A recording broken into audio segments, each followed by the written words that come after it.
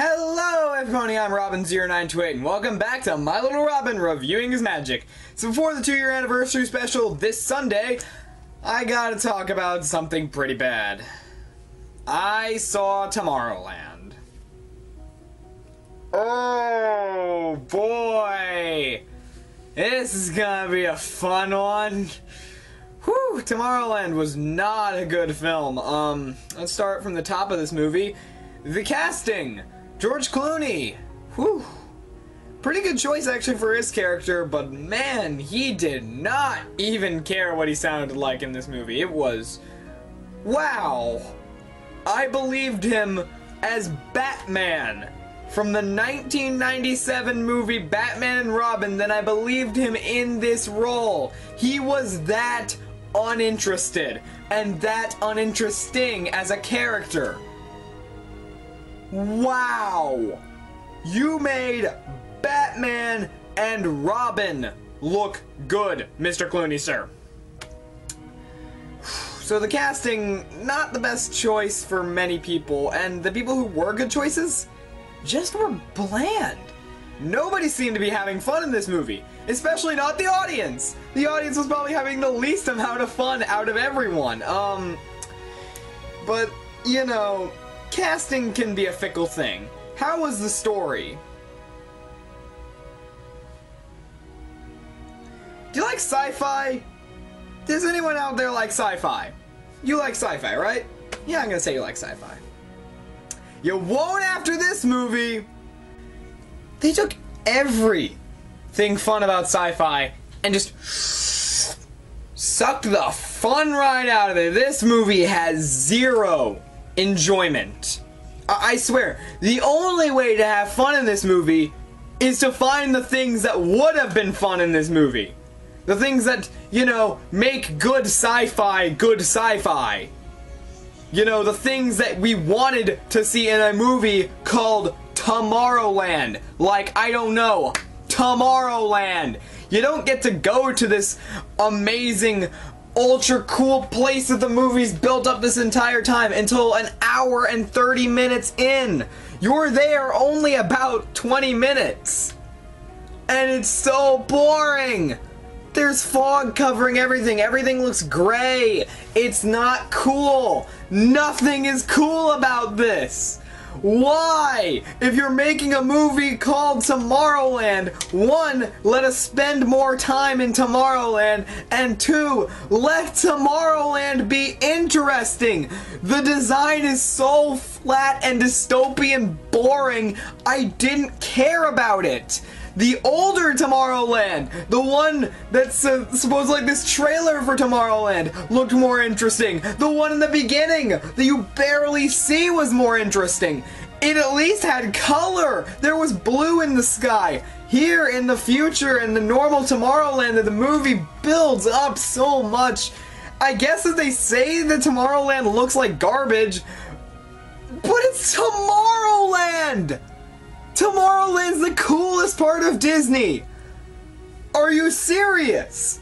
You can't take something as creative as the future, Tomorrowland, the coolest idea for a set location ever! You can't take that and make that cool looking? You can't spend more time in your story in that cool place? Why bother making a movie? If you're gonna make a movie called Tomorrowland, make Tomorrowland look like Tomorrowland. Make it cool looking. Make it the literal future. I actually believed that our 2015 was cooler in technology than Tomorrowland. You can't. You can't make the present look cooler than Tomorrowland.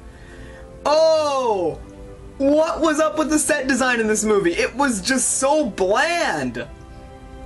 The present looked nice. There were colors. One of my favorite sets in the movie was this 80s store, this nostalgia shop, this science fiction place. It was so cool. So many references, so many throwbacks in the sound design as well. Sound designer is my favorite person in this entire movie because he actually put effort into his job. Oh, whew. Woo, let's talk about some stupid stuff. This plot was really dumb. Really dumb. Like, as in, really dumb. So, let's talk about science as well.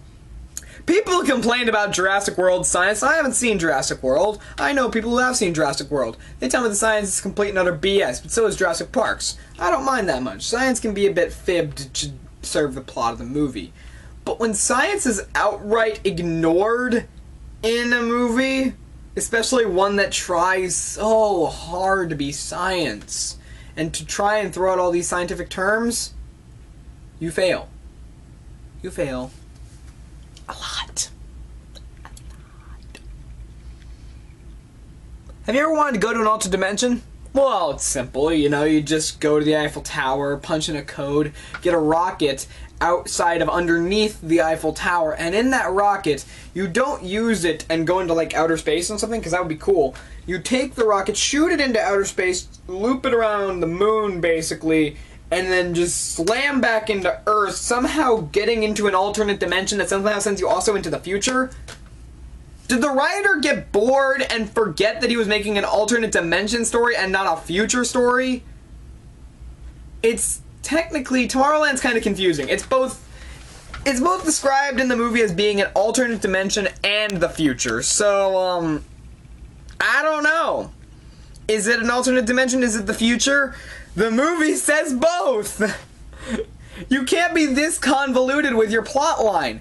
If you're gonna make something science fiction and complex, make science fiction that's complex and interesting and logical and something that anyone could follow. I couldn't follow what was going on in the movie.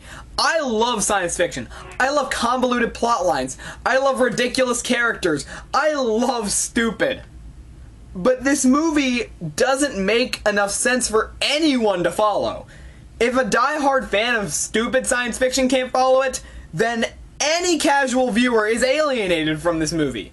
You can't find something to enjoy in it because there's nothing interesting or nothing that's simple enough for them to follow.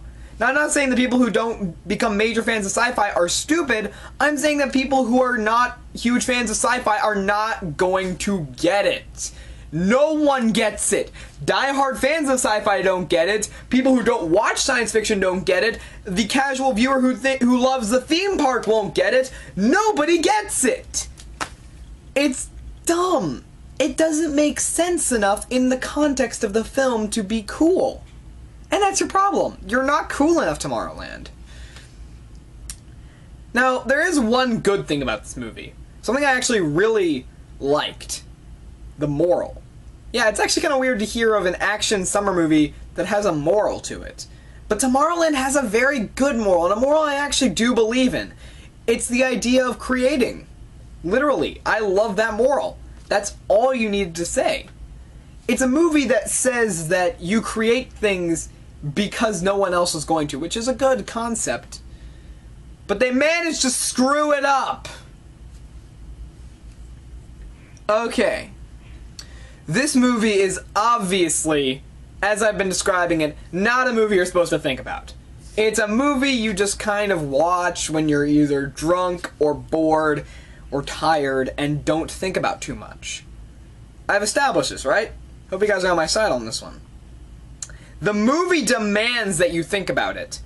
The ending is like a PSA cartoon, where it's saying that, like, all of these things are the most important things in life and that you're going to need to know these in the future.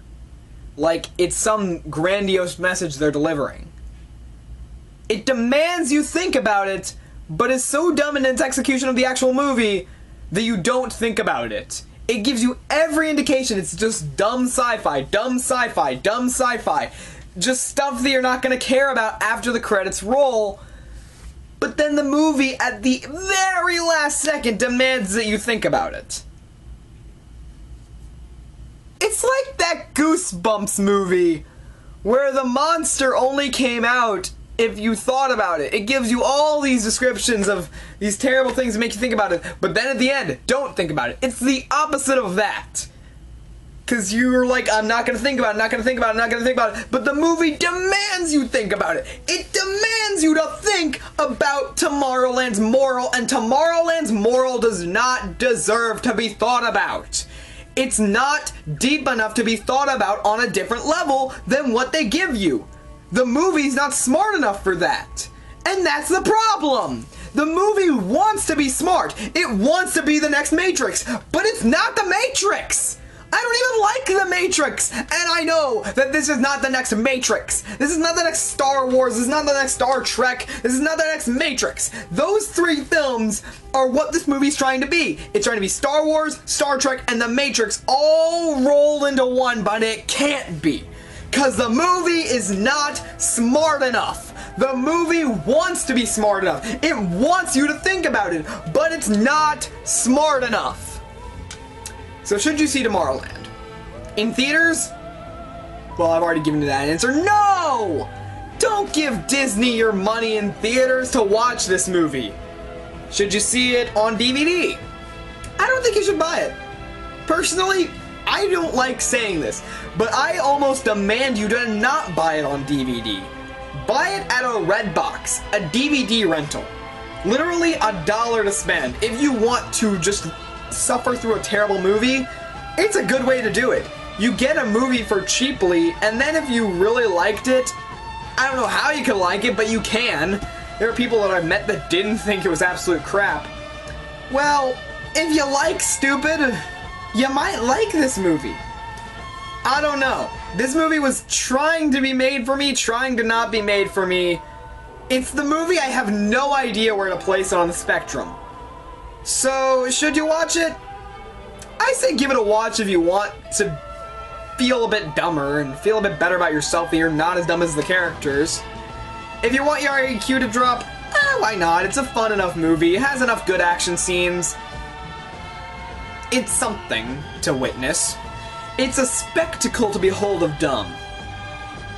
But, if you want a good movie, go see Inside Out again. Pixar actually beat out Disney this year. Yeah, Disney was really banking on Tomorrowland this year. Pixar just went in and swooped it from underneath them. Go see Inside Out, go see Minions, go see Avengers again. Avengers was actually not that bad. So yeah, Tomorrowland wasn't good. Can you tell why I kind of avoided this review for a little while? Either way, my name's Robin0928, and I will see you guys on Sunday for the 2-year anniversary special of My Little Robin Reviewing His Magic.